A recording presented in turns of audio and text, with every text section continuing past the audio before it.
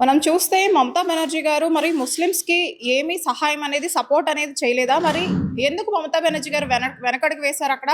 ఇంకొకటి మైనారిటీకి ఏమీ చేయలేదు, చేశారని 2 పంతాలు వినిపిస్తున్నాయి. అయితే ఈ నేపథ్యంలో మనకి స్టేట్ మైనారిటీ ప్రెసిడెంట్ సయ్యద్ బాషా గారున్నారు. సార్ చెప్పండి.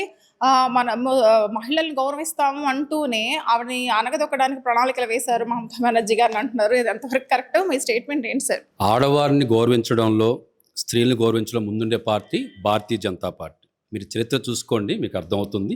దాంట్లో భాగంగానే 33% రిజర్వేషన్ తీసుకొచ్చాం. దానికి ఆవిడ వ్యతిరేకించారు. వ్యతిరేకించిన పార్టీలన్నీ ఇప్పుడు ఇంట్లో కూర్చున్నాయి అన్నమాట. మమతా బెనర్జీ గారు ఒక మంచి వ్యక్తే, మేము కాదని ఎప్పుడు అనలేదు. దానికోసం ఆవిడ 15 సంవత్సరాలు సీఎంగా ఉన్నారు. అంతకుముందు కమ్యూనిస్టులు పాటించిన టైంలో ఆవిడ ఏ ప్రాబ్లం వచ్చినా సరే ముందుండి వెళ్ళి అక్కడున్న వాళ్ళని కాపాడడంలో నంబర్ 1గా ఉండేవాళ్ళు. అది చూసి అప్పట్లో ఆవిడ సీఎం అవ్వడానికి ఛాన్స్ వచ్చేసింది. అంటే కమ్యూనిస్టు వాళ్ళ అరాచకాలు తట్టుకోలేక, కమ్యూనిస్టు వాళ్ళు చేసే పనులు తట్టుకోలేక ప్రజలు బాధపడుతున్న టైంలో ఆవిడ ప్రతిదాని కూడా వెళ్ళి నుంచొని ప్రజలకు సహాయంగా ఉండేవాళ్ళు. అది చూసి ఇంత గొప్ప వ్యక్తి, అంటే ఒక మగ వ్యక్తి కూడా వెళ్ళలేని ప్రదేశాలకు ఆవిడ వెళ్ళి అక్కడ నుంచొని పనులు చేయించి వచ్చేది. అలాంటి గొప్ప వ్యక్తి ఆవిడ. కానీ రాజకీయ మార్పుల్లో ఆవిడ కింద ఉన్న వాళ్ళు కావచ్చు, ఆవిడకి రాజకీయం మీద ప్రేమ ఎక్కువై ఉండొచ్చు, పదవి మీద ఆహం ఎక్కువైపోయి ఏ ప్రాబ్లం వచ్చినా సరే, పశ్చిమ బెంగాల్ ఎన్ని హింసలు జరిగినాయండి, ఎన్ని అత్యాచారాలు జరిగినాయి మనం చూడట్లేదా? ఒక డాక్టర్ మీద జరిగిన అత్యాచారం అవ్వచ్చు, ఏదైనా అవ్వచ్చు, ఆవిడ ఎక్కడ స్పందించింది, ఆవిడ ఎక్కడ అరికట్టింది, ఆవిడ ఎక్కడికి వెళ్ళి మాట్లాడింది, ఆ బాధ్యత ఇప్పుడు మాట్లాడింది ఆవిడ. ఆ మార్పే ఆవిడ నాశనానికి కారణమైంది. అహంకారం అనేది ఇంత ధైర్యవంతురాలు, మరి ఇంత ఇంత ఆర్డర్‌లో ఒక ప్రోగ్రెసివ్ రిపోర్ట్ తీసుకొచ్చిన ఆవిడ మరి ఎందుకు మైనారిటీల విషయంలో ఆవిడ ఎందుకు చిన్న చూపు చూసారంటారా? లేకపోతే ఆవిడ ప్రోగ్రెస్ దిగజారడానికి కారణం కూడా ఇదే పాయింట్ అంటారా? మైనార్టీస్ని కేవలం ఓటు బ్యాంక్ కోసమే ఆవిడ వాడారు. డెవలప్మెంట్కి వాడితే కనుక పశ్చిమ బెంగాల్ ఇప్పుడు వెళ్ళి చూడండి మీరు, ఎంత దరిద్రంగా ఉంటాయండి. కొన్ని ఏరియాస్ అంత దరిద్రంగా ఉంటాయి. మైనార్టీస్ ఎప్పుడు కూడా పనులు చేసుకోవడానికి, పంచర్లు వేసుకోవడానికి, టాపీ పనులు చేసుకోవడానికి, లేబర్కి వెళ్ళడానికి పనికొస్తారని ఆవిడ అనుకుంది ఇప్పుడు దాకా. వాళ్ళు కూడా మార్పు వచ్చింది. ఆ మార్పు అనుగుణమే ఈరోజు వచ్చిన రిజల్ట్. ముఖ్యంగా మైనార్టీస్ ఉన్న కొన్ని ప్రదేశాల్లో, ఎక్కువ శాతం మైనార్టీస్ ఉన్న ప్రదేశాల్లో బీజేపీ రావడం కారణం ఏంటంటే వ్యతిరేకత. దాంతోపాటు అభివృద్ధి వైపు నడుస్తున్నారు మైనార్టీస్. అభివృద్ధి కోరుకుంటున్నారు కాబట్టి మోడీకి సపోర్ట్ చేశారు. అయితే సార్ బీజేపీ ఏం హామీలు ఇచ్చింది? అంటే మైనారిటీస్‌కి మేము గనక గెలిస్తే ఫ్యూచర్‌లో ఈ ప్లేస్‌లో మిమ్మల్ని పెడతామనే నేపథ్యంలో ఎలాంటి ప్రామిసులు చేసింది బీజేపీ?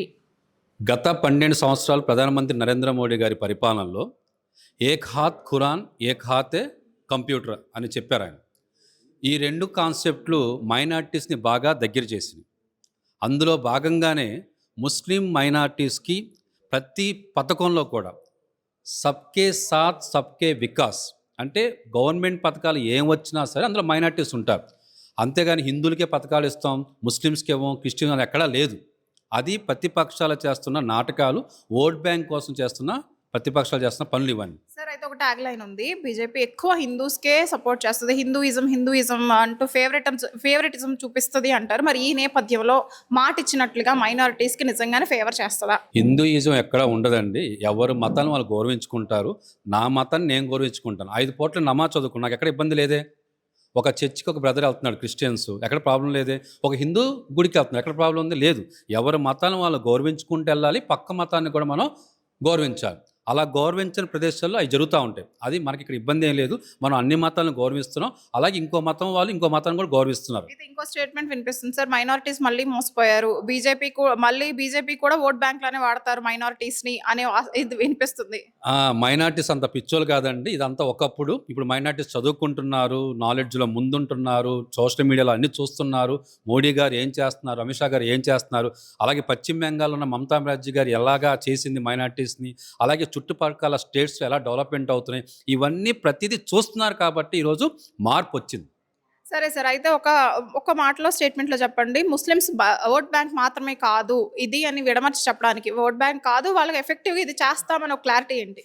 ఏమండి, పర్టికులర్గా హిందూ ముస్లిమ్స్ అని సపరేట్ అసలు వద్దు. అసలుకి మనమందరం భారతీయులం, మనమందరం ఈ భారతదేశంలో మనుషులమే, అందరికీ సమాన హక్కులు ఉంటాయి. అందరూ సెపరేట్ చేయడం వల్లనే కదా సార్ మమతా బెనర్జీ గారు డీవియేట్ అయ్యారు అక్కడ. సపరేట్ ఆవిడ చేసింది ఓట్ బ్యాంక్ కోసం. భారతీయ జనతా పార్టీ సపరేట్ చేయదు. ఏ పథకంలో కూడా ఎక్కడ కూడా సపరేట్ భారతీయ జనతా పార్టీ చేయదు. దాంట్లో భాగంగానే ఆర్టికల్ 370 ఒక దేశంలో 2 ప్రధానులు ఎలా ఉంటారు, 2 జెండాలు ఎలా ఉంటాయని చెప్పేసి భారతీయ జనతా పార్టీ ఒక దేశం ఒక జెండా ఉండాలని చెప్పేసి ఆర్టికల్ 370 తీసుకొచ్చింది. త్రిపుల్ తలాక్, హిందువులకు సమానంగా ఒక మహిళ తలాక్ అంటే ఆవిడ పరిస్థితిని తెలుసుకొని ఓటు బ్యాంక్ కోసం చూడకుండా ముస్లిం డెవలప్మెంట్ కోసం ఆలోచించారు కాబట్టి త్రిపుల్ తలాక్ తీసుకొచ్చింది. అలాగే ప్రతి పథకంలో కూడా మైనార్టీస్ ఉంటున్నారు. డ్వాక్రాలో అవ్వచ్చు, ఇట్కో ఇల్లు అవ్వచ్చు, లేదంటే ఏదైనా మన కరోనా టైంలో ఇచ్చిన మందులు అవ్వచ్చు, ఆయుష్మాన్ భారత్ అవ్వచ్చు, ప్రతి దాంట్లో కూడా ముస్లిమ్స్ ఉంటున్నారు. అంతేగాని ముస్లిం సపరేట్, క్రిస్టియన్ సపరేట్ ఎక్కడ పాలించదు భారతీయ జనతా పార్టీ. అందరినీ సమానంగా చూస్తుంది. 140 కోట్ల మందిని సమానంగా చూసే పార్టీ ఉందంటే భారతీయ జనతా పార్టీ మాత్రమే. ఓకే సార్, ప్రజలకి నెక్స్ట్ మీరు ఇచ్చే హామీ ఏంటి? ఓవరాల్ ప్రజలకి మేము వచ్చాం కాబట్టి ప్రజలకి ఇది జరుగుద్ది మంచి అనడానికి ఏం చెప్తారు? అక్కడ బంగ్లాదేశ్ నుంచి వచ్చిన ముస్లిమ్స్ ఇప్పుడు పారిపోతున్నారు. పశ్చిమ బెంగాల్ ఉన్న ఒరిజినల్ ముస్లిమ్స్ హ్యాపీగా ఉన్నారు. వాళ్ళు రాబట్టి ఈ ముస్లిమ్స్కి వచ్చే ఉపాధి తగ్గిపోతుంది, డెవలప్మెంట్ తగ్గిపోతుంది. వాళ్ళు చేసే చెడ పనులు లోకల్లో ఉన్న ముస్లిమ్స్కి ఇబ్బందికరంగా మారింది. అది గ్రహించిన పశ్చిమ బెంగాల్ ముస్లిమ్స్ భారతీయ జనతా పార్టీకి కట్టం కట్టారు. దాంట్లో భాగానే ఈరోజు 207 సీట్లు వచ్చినాయి. అలాగే భారతీయ జనతా పార్టీలో ముస్లిమ్స్కి ఎటువంటి ఇబ్బంది ఉండదు. నిజమైన ముస్లిమ్స్, జాతీయవాదం గురించి మాట్లాడే ముస్లిమ్స్, భరతమాత మీద గౌరవ ముస్లిమ్స్కి ఎక్కడ ఇబ్బంది ఉండదు. తప్పుగా ప్రవర్తించే వాళ్ళకి ఇబ్బంది తప్పకుండా ఉంటుంది. ఆ తప్పుగా ప్రవర్తించేది ఎవరంటే కనుక బంగ్లాదేశ్ నుంచి వచ్చిన ముస్లిమ్స్, అరాచక శక్తులు, వేరే దేశం నుంచి వచ్చిన వాళ్ళకి మాత్రమే శిక్ష ఉంటుంది తప్ప లోకల్గా ఉన్న ముస్లిమ్స్కి ఎటువంటి ఇబ్బంది లేదు. అది మా గ్యారెంటీ.